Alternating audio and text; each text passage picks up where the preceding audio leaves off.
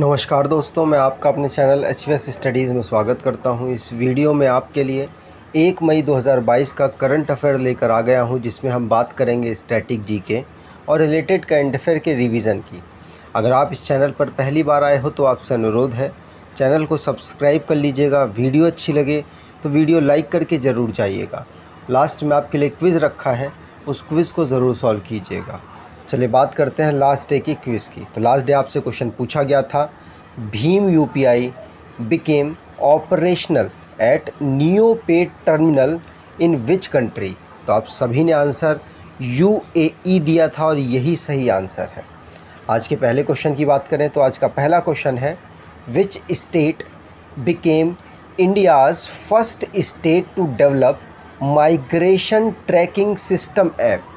तो भारत का कौन सा स्टेट है जिसने माइग्रेशन ट्रैकिंग सिस्टम ऐप को डेवलप किया है और ऐसा करने वाला ये पहला राज्य बन गया है।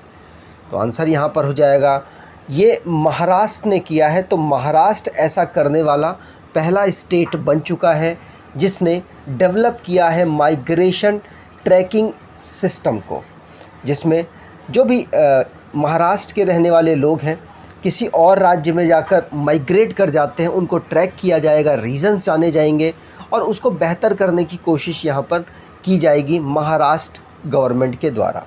महाराष्ट्र की बात की जाए तो इसकी कैपिटल मुंबई है, गवर्नर भगत सिंह कोश्यारी हैं, चीफ मिनिस्टर उद्धव ठाकरे हैं। स्टेट से रिलेटेड जो करंट अफेयर बने हैं उनको रिवाइज़ कर लेते हैं। पहला क्वेश्चन पढ़ लिया। दूसरा है, उत्तर प्रदेश के आगरा में जो कि पहली सिटी ऐसी बनी है, वैक्यूम बेस्ड सीवर सिस्टम इन्होंने अपने यहाँ पर डेवलप किया है। झारखंड के जमतारा जो कि पहली ऐसी डिस्ट्रिक्ट बन गया है जहाँ पर हर गांव में लाइब्रेरी खुल चुकी है। तमिलनाडु की गवर्नमेंट ने माइनॉरिटी राइट्स डे हर साल 18 दिसंबर को मनाने की घोषणा की है। कर्नाटका की जो गवर्नमेंट है उसने सोशल अवेयरनेस कैंपेन, मतलब निमोनिया से रिलेटेड ये कैंपेन है, बच्चों में जो निमोनिया हो जाता है उसको रोकथाम के लिए सांस कैंपेन को इन्होंने चलाया है। महाराष्ट्र ऐसी पहली स्टेट बन गया है जहाँ की बसेस में टोटली डिजिटल टिकटिंग सिस्टम को लॉन्च कर दिया गया है। वैसे सभी बसों में नहीं किया गया है, एक स्पेशल रूट में स्पेशल बसों के लिए किया गया है। कर्नाटका ने रॉबिन उथप्पा को ब्रांड एम्बेसडर बनाया है ब्रेन हेल्थ इनिशिएटिव का। मणिपुर ने होस्ट किया है हाईएस्ट इंडियन नेशनल फ्लैग को, कहाँ पर, INA कॉम्प्लेक्स में। तमिलनाडु के चीफ मिनिस्टर ने अनाउंस किया है कि 14 अप्रैल को अब वो इक्वालिटी डे मनाएंगे। मतलब 2 रिसेंटली में तमिलनाडु ने डे अनाउंस कर दिए हैं जिसे वो अपने स्टेट में हर साल मनाने वाले हैं। उत्तराखंड में हिम प्रहरी स्कीम को लॉन्च किया गया जो कि एक्स सर्विसमैन और यंगस्टर्स के लिए है। आज के पहले क्वेश्चन की बात करें, यूएस ने लिस्ट किया है how many countries on it's intellectual property protection priority watch list में। तो आपको बता दूं, यूएस के द्वारा बौद्धिक संपदा संरक्षण प्राथमिकता निगरानी सूची बनाई गई है, जिसमें अब वो ध्यान देगा, वॉच लिस्ट में डाला गया है कितनी कंट्रियों के पूछा जा रहा है, मतलब सही से निगरानी अब उनकी करने वाला है। तो आंसर यहाँ पर हो जाएगा, उसने 7 कंट्रीज़ को वॉच लिस्ट में डाल दिया है अपने इंटेलेक्चुअल प्रॉपर्टी प्रोटेक्शन प्रायोरिटी में। और ये कौन सी कंट्री हैं, तो रिसेंटली में जो ज़्यादा चर्चित रही उन्हीं कंट्रीज़ को यहाँ पर डाला है, जिसमें भारत का भी नाम है। भारत, चाइना, रशिया और अर्जेंटीना, चिली, इंडोनेशिया, वेनेजुएला, इन 7 कंट्रीज़ को यूएस ने प्रायोरिटी वॉच लिस्ट में डाल दिया है। अब इनमें निगरानी थोड़ी सी कड़ी कर देगा ये। और यूनाइटेड स्टेट, आपको पता होगा, रशिया ने जो इन्वेज़न किया है रीज़न ये है, और चाइना और इंडिया ने साथ दिया है, और बाकी जो कंट्रीज़ हैं उनसे थोड़ा सा रशिया कहीं ना कहीं रिलेशंस ख़राब चल रहे हैं, जिसकी वजह से ये सब किया गया है। यहाँ पर बात की जाए तो अब यूएस वाला क्वेश्चन हमने पढ़ लिया। अगला है इंटरनेशनल का। रॉबर्ट गुलोब जो कि प्राइम मिनिस्टर बने हैं स्लोवेनिया के, पैट्रिक अचिची जो कि प्राइम मिनिस्टर बने हैं आइवरी कोस्टा के। साइबर डिफेंस एक्सरसाइज नाटो ने ऑर्गेनाइज कराई है। जो कि एस्टोनिया में ऑर्गेनाइज हुई है। शांति सेठी जो कि कमला हैरिस की डिफेंस एडवाइज़र बनी है। ट्रॉपिकल स्टॉर्म आया है, मैगी इसका नाम है, कहाँ पर आया है? फिलीपींस में। एग्रीकल्चर इंपोर्ट्स अब सस्पेंड कर दिए गए हैं इंडोनेशिया के द्वारा भारत से। इजराइल ने आयरन बीम का सक्सेसफुली टेस्ट फायर किया है जो कि laser based air defence system है। इक्वाडोर पहली कंट्री ऐसी बन गया है जिसने लीगल राइट दे दिया है वाइल्ड एनिमल्स को। और शहबाज शरीफ 23rd नंबर के प्राइम मिनिस्टर बन गए हैं पाकिस्तान के। अगर आप स्टैटिक जीके की ई बुक परचेज़ करना चाहते हैं तो आप इस ई बुक को परचेज़ कर सकते हैं। इसमें ऑलमोस्ट आपके सभी टॉपिक को कवर किया गया है। डिस्क्रिप्शन बॉक्स में लिंक है, वहाँ से आप इसे परचेज़ कर पाएंगे। अगले क्वेश्चन की बात करें, who's appointed in national commissions for scheduled caste as chairperson for second time. मतलब पंजाब में जब चुनाव था उसकी वजह से इन्होंने ये पद छोड़ दिया था, लेकिन वहाँ पर हारने के पश्चात ये दोबारा से national commission for scheduled cast में चेयरपर्सन बना दिए गए हैं। बीजेपी के बड़े लीडर हैं और इनका नाम है विजय संपला।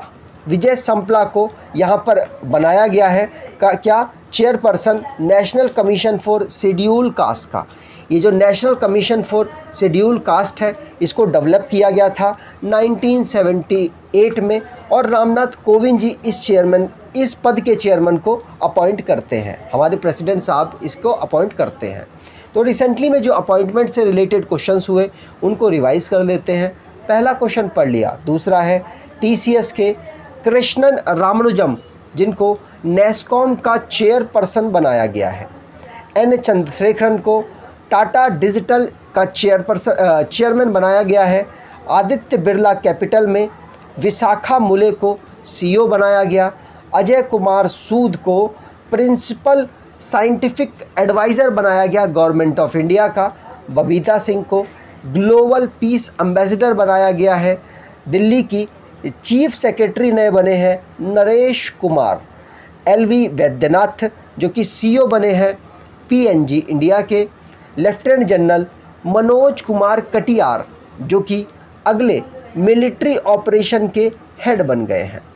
आगे बात करें, अगला क्वेश्चन है एबीपी एमजेएवाई सेहत स्कीम। यह है क्या?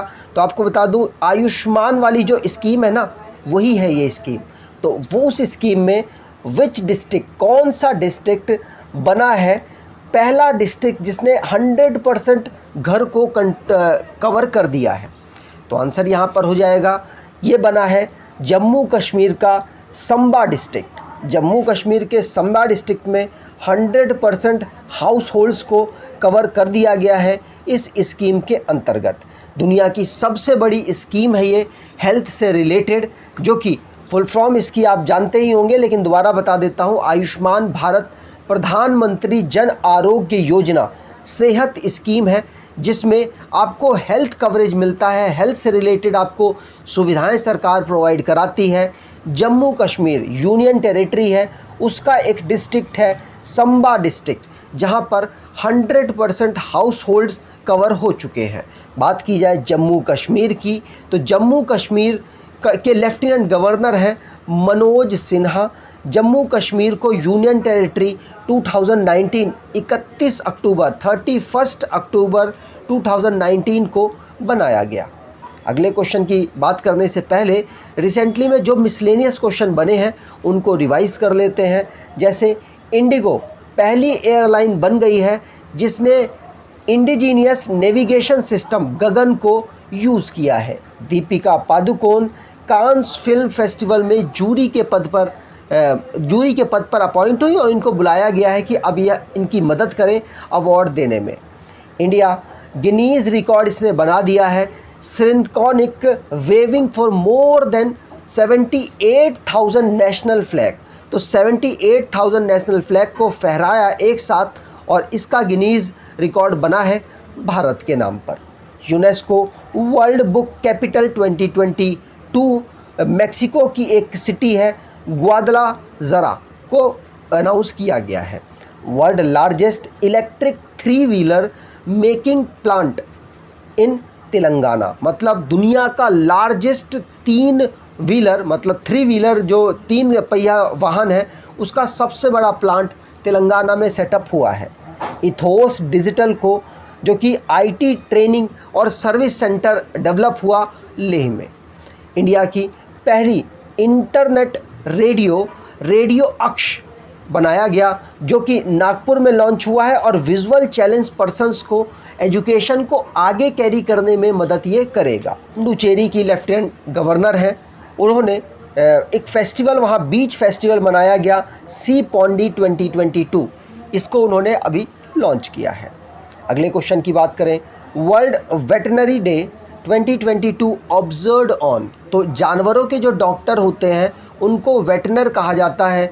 तो वर्ल्ड वेटरनरी डे हम कब सेलिब्रेट करते हैं? इस पेशे को प्रमोट करने के लिए इस डे को ऑब्ज़र्व किया जाता है और ये लास्ट सैटरडे जो भी मंथ अप्रैल मंथ है उसके लास्ट सैटरडे को हम सेलिब्रेट करते हैं और लास्ट सैटरडे पड़ा था 30 अप्रैल को।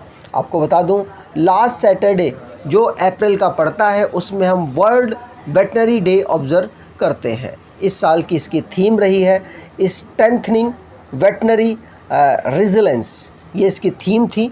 2001 से इस डे को रेगुलर मनाया जा रहा है। रिसेंटली में जो डेज़ हैं उनको हमने पढ़े हैं, उनको रिवाइज़ कर लेते हैं। जैसे वर्ल्ड क्रिएटिविटी इनोवेशन डे 21 अप्रैल को हम ऑब्ज़र्व करते हैं। इंटरनेशनल मदर अर्थ डे 22 अप्रैल को।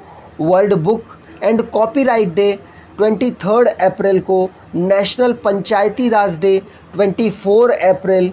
25 अप्रैल को वर्ल्ड मलेरिया डे और वर्ल्ड इंटेलेक्चुअल प्रॉपर्टी डे 26 अप्रैल को। International Chernobyl disaster remembrance day 26 अप्रैल को हम ऑब्ज़र्व करते हैं। WHO ने वर्ल्ड इम्यूनाइजेशन वीक को 24 से 30 अप्रैल को ऑब्ज़र्व किया। वैसे लास्ट वीक में ये ऑब्ज़र्व होता है अप्रैल के, चाहे वो कभी भी पड़े। तो वर्ल्ड वेटरनरी डे जो कि 30 अप्रैल को हमने ऑब्ज़र्व किया और इंटरनेशनल डांस डे 29 अप्रैल को हम ऑब्ज़र्व करते हैं। अगले क्वेश्चन की बात करें, who releases the book on Amit Shah? Amit Shah ji के ऊपर एक बुक रिलीज़ हुई, किसके द्वारा? तो और ये बुक का नाम है अमित शाह एनी भाजपाई वटचल।